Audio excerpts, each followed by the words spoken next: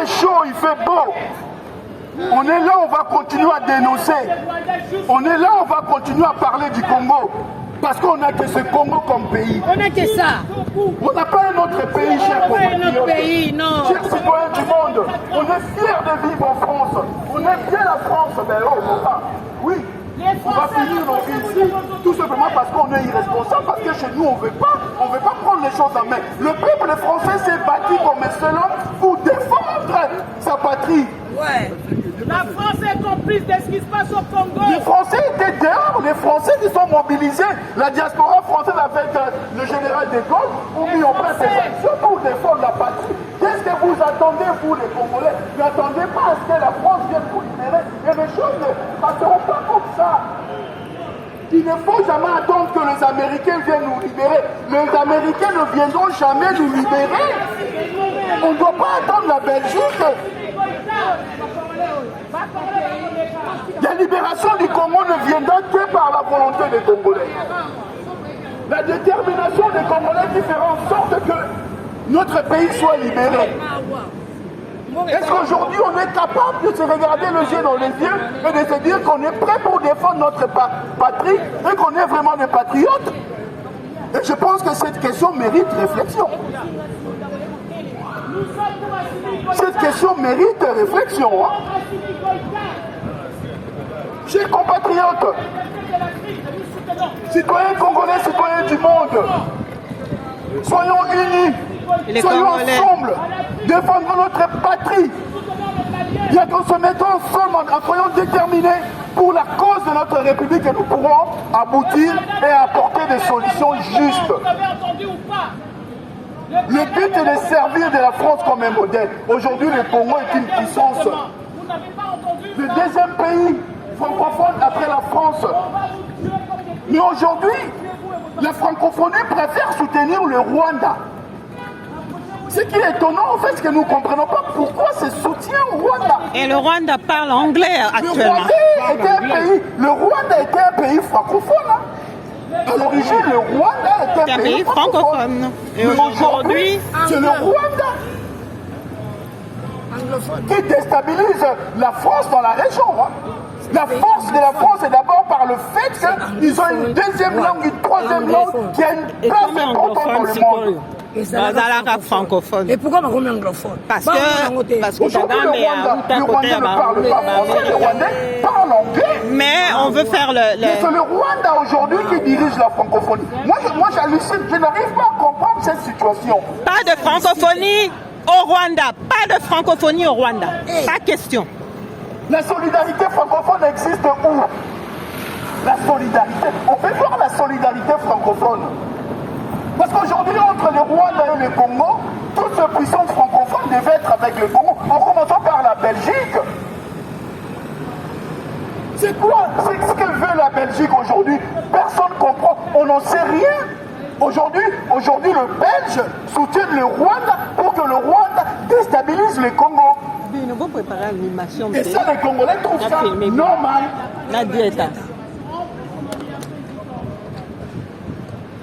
Chilombo, le président du Congo, va aller chercher la Belgique, va tout faire pour que la Belgique le soutienne à ce qu'il reste au pouvoir. Le patriotisme congolais n'existe plus.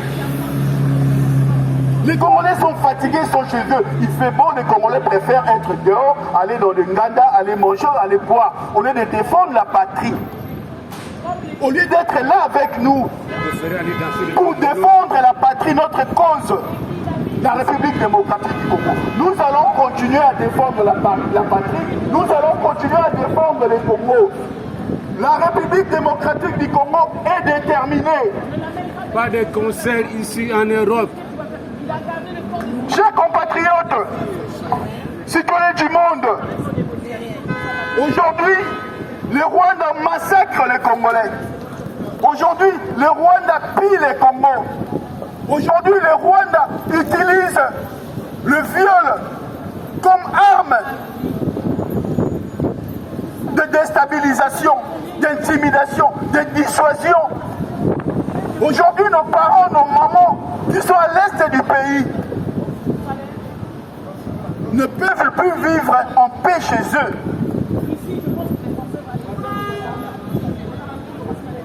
Doit-on continuer à accepter, à se taire, à rester à la maison en train de regarder ce qui se passe sur les réseaux sociaux?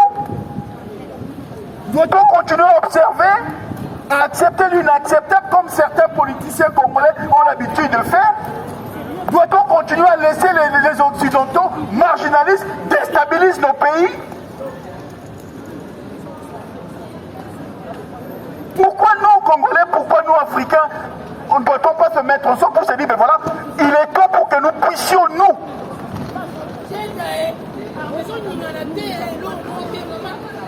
être capables de dire les choses en face? Oui, nous allons continuer la mobilisation. Oui, nous sommes là. Nous sommes là à la gare du Nord. Nous sommes là à la gare du Nord. Nous continuons la mobilisation. Nous sommes là à la gare du Nord parce que nous n'avons que ça comme moyen de défense. Nous sommes là à la gare du Nord parce qu'on doit continuer à défendre le pays. Nous sommes là à la gare du Nord parce qu'il y a un trafic quand même qui circule entre l'Angleterre et Paris. Donc les Anglais qui participent à la destruction du pays, de la République démocratique du Congo, passent par la gare du Nord pour rejoindre la Belgique, l'Europe occidentale. Donc pour nous, cette place est une place symbolique. Si nous sommes là aujourd'hui, parce qu'aujourd'hui, il y a un train international qui passe de la Belgique, le siège de l'Union européenne à Bruxelles, ici aussi. Donc les Européens qui sillonnent le monde, ou le Parlement européen, ou les députés européens qui veulent aller à Strasbourg, passent par la gare du Nord pour prendre le train afin de rejoindre Bruxelles. Donc organiser une manifestation à la gare du Nord, c'est aujourd'hui un lieu où nous pouvons croiser le Belge, les Anglais, les Français, les Hollandais, les Allemands. Parce que la gare de l'Est est à 2 pas d'ici. Pour aller en Allemagne, il faut aller par la gare de l'Est. Entre la gare du Nord et la gare de l'Est, il n'y a qu'un pas. Donc aujourd'hui, pour aller en Hollande, à La Haye, il faut prendre le train à la gare du Nord.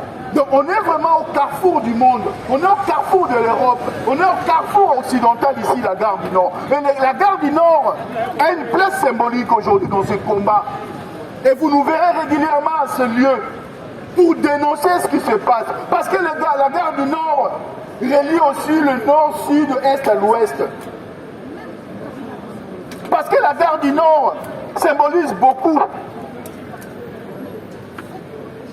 Oui, nous allons symboliser ce lieu. Et nos manifestations n'auront plus à Château-Rouge. Nos manifestations ne seront plus à Château-Rouge, mais ça sera plutôt ici. C'est ici qu'on va commencer à démarrer. Parce qu'au moins on sait qu'en démarrant à la gare du Nord, le message passera facilement. Parce qu'il y aura des Anglais qui vont nous écouter, il y aura les Hollandais, il y aura le Belge, les Allemands et consorts. Parce que le carrefour européen nous permettra de passer le message et de mieux passer le message. Mieux que le Château Rouge, où on nous ghettoise, où on reste dans le statu quo. Oui, on va bouger les choses et vous nous verrez régulièrement ici, devant la gare du Nord, dénoncer et s'adresser aux citoyens du monde. Parce que toutes les personnes qui circulent, qui sortent de la gare du Nord, ne sont pas forcément français. Il y a des Belges, il y a des Allemands, il y a des Anglais, et surtout les Anglais. Parce que les Anglais ont une influence négative de ce qui se passe en République démocratique du Congo. Parce que les Anglais déstabilisent le Congo. Parce que les Anglais alimentent le Rwanda. Parce que les Anglais fournissent les armes au Rwanda.